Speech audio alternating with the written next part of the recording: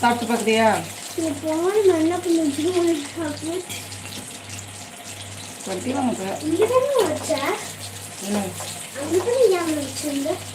அது பாத்திரம் வளர்க்க முடியும்.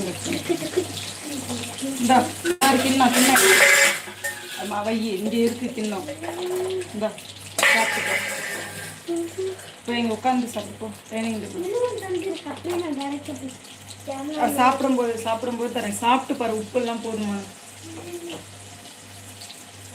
இரு.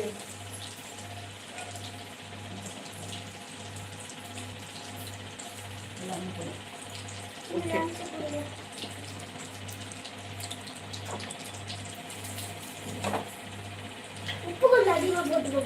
இல்லை கரெக்டாக இருக்கு.